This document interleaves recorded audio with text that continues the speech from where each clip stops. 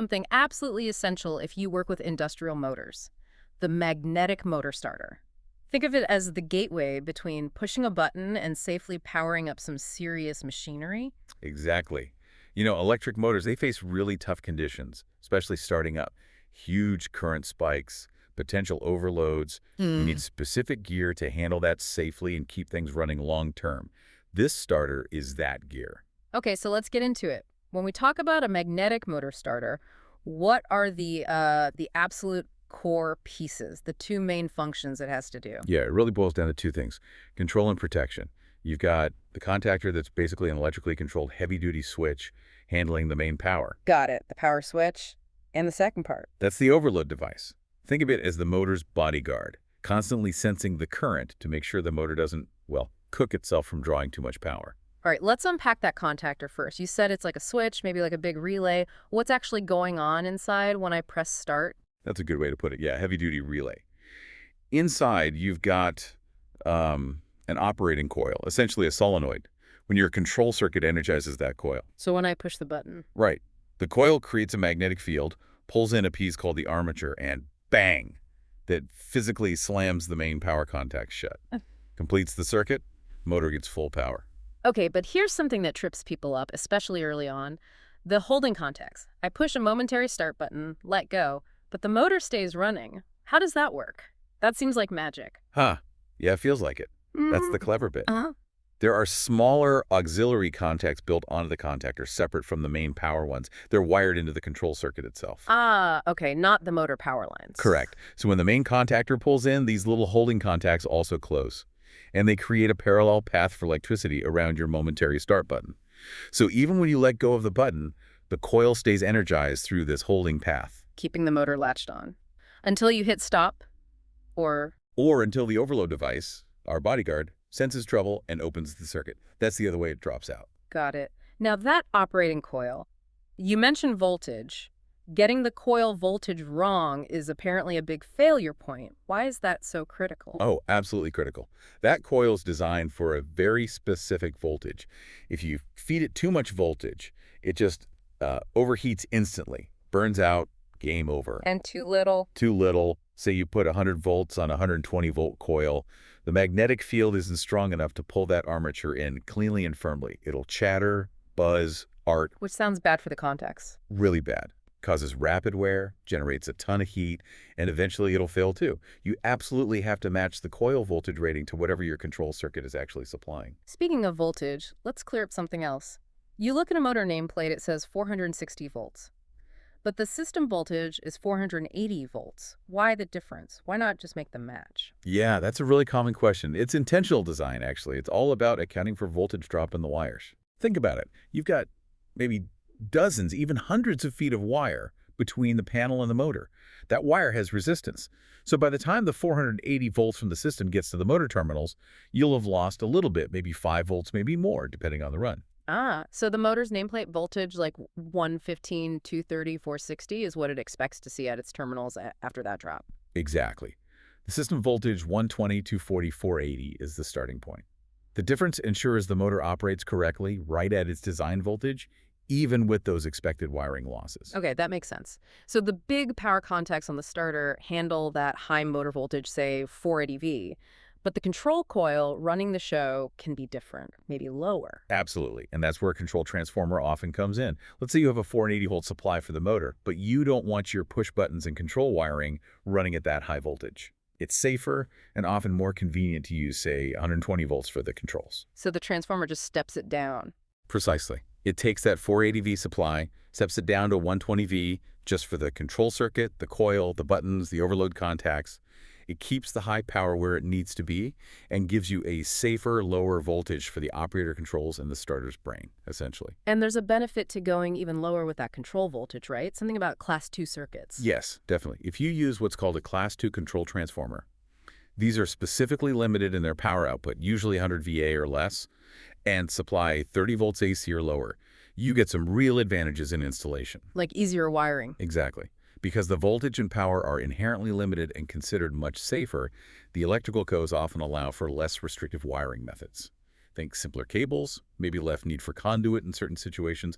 It can save a lot of hassle and cost, especially if you have long control runs out to operator stations. All right, let's shift gears to actually picking a starter. You walk into a supply house, you basically have two main flavors, right? NEMA and IEC. What's the fundamental difference in philosophy here? That's the big divide, yeah. NEMA, that's the National Electrical Manufacturers Association standard, mostly North American. Think of NEMA as, well, built like a tank. Okay, rugged. Very rugged. They tend to be physically larger, heavier duty, maybe less compact. Selection is often simpler, based on standard horsepower ratings and voltage. They're often pre-assembled, maybe partially pre-wired. The idea is robustness, handling tough conditions, maybe a bit over-engineered for longevity.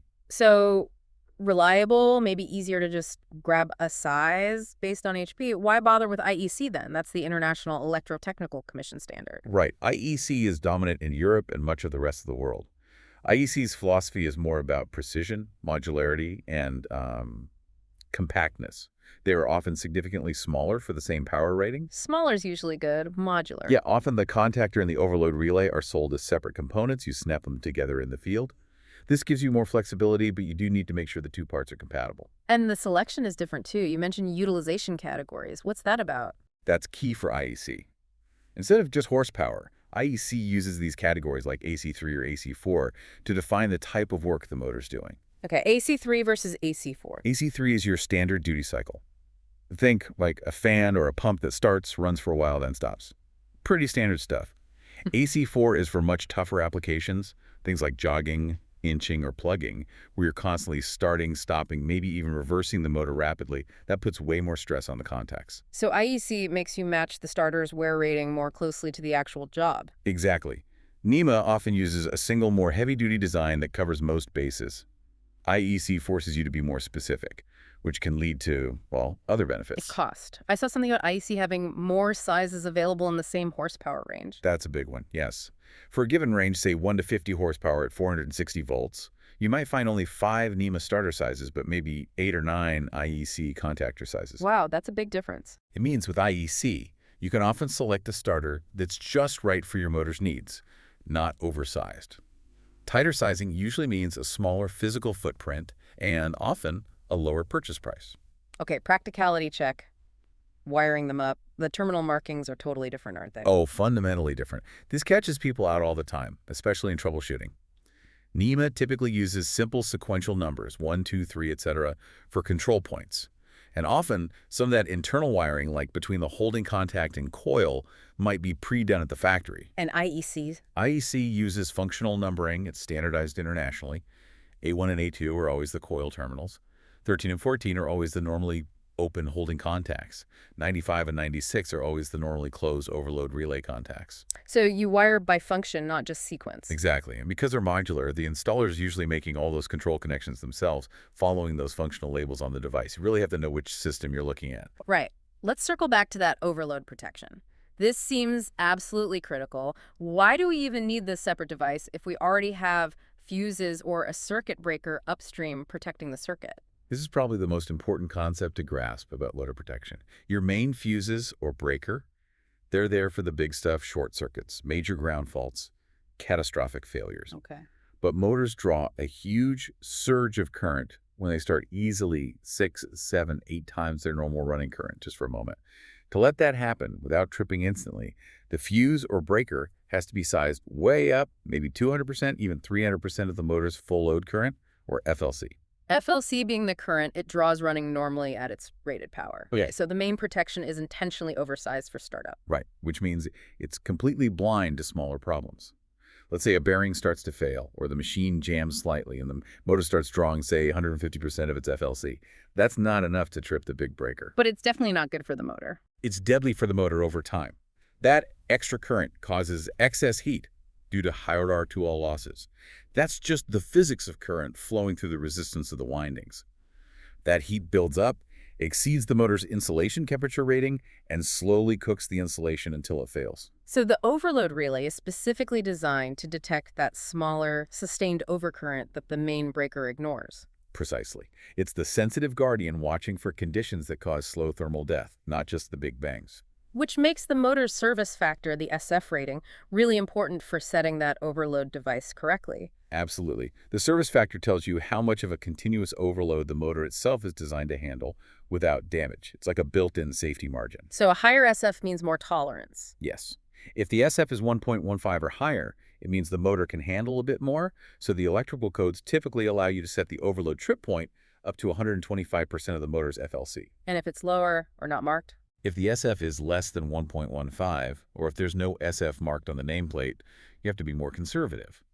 The codes generally require you to set the overload maximum at 115% of the FLC.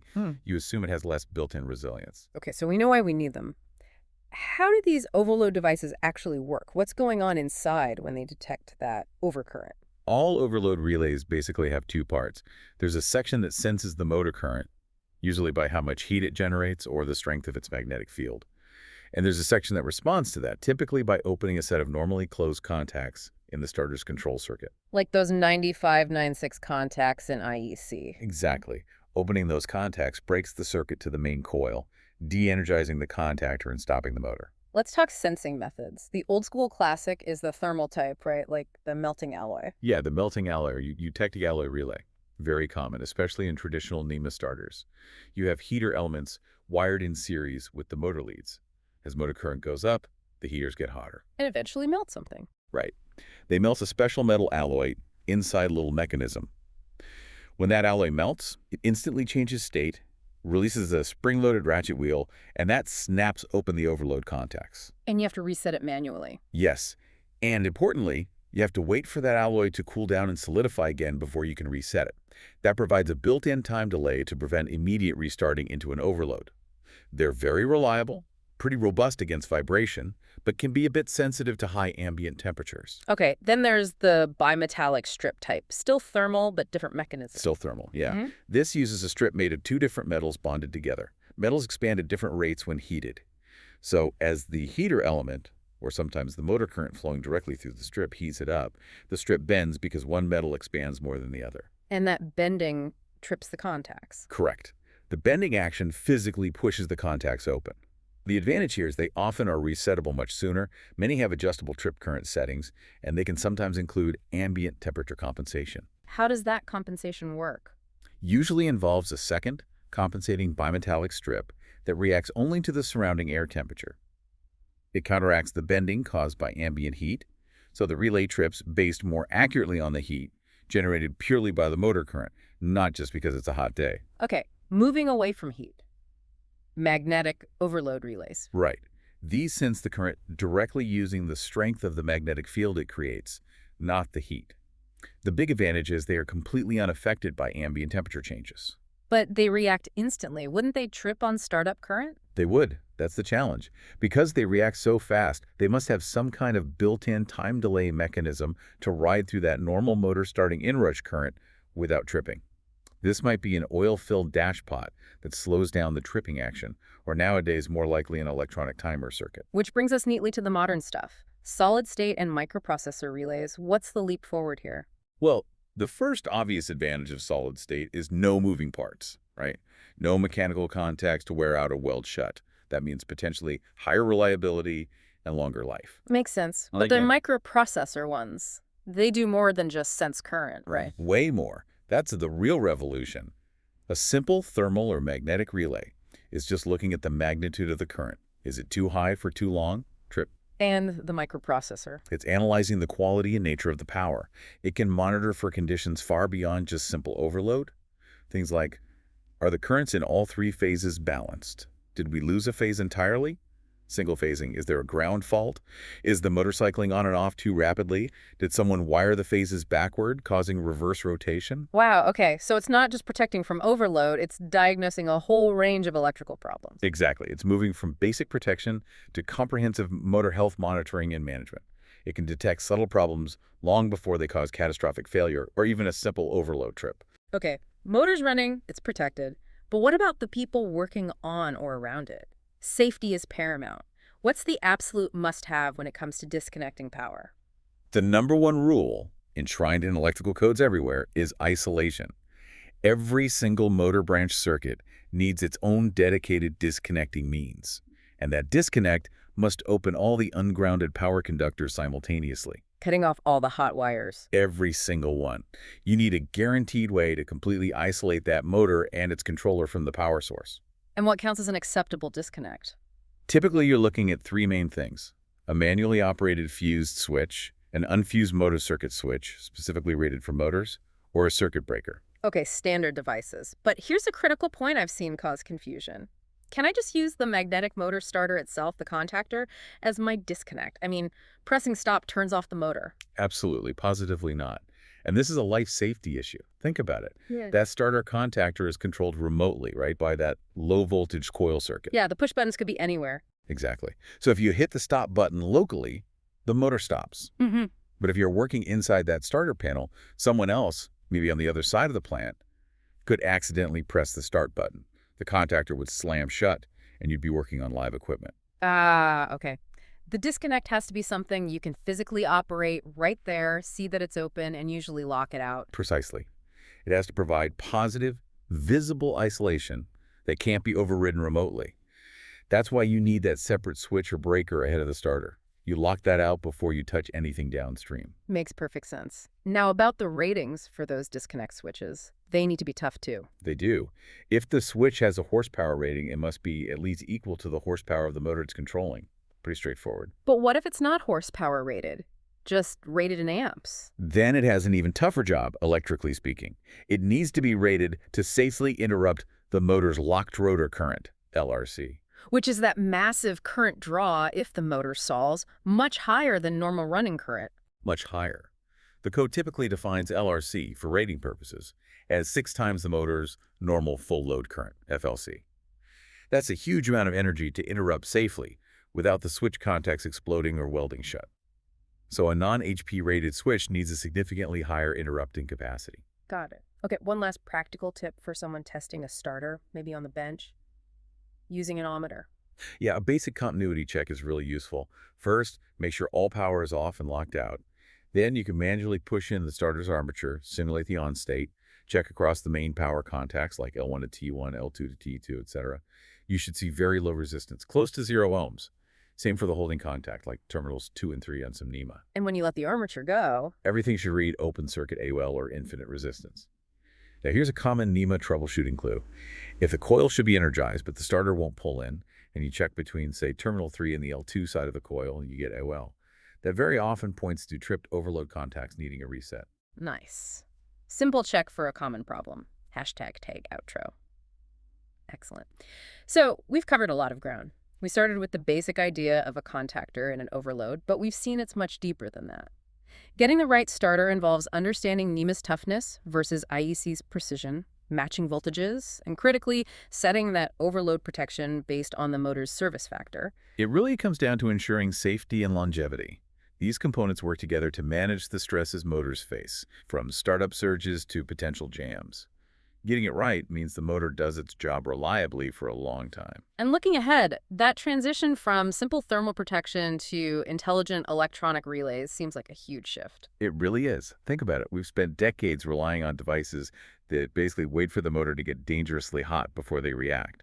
Simple melting metal or bending strips.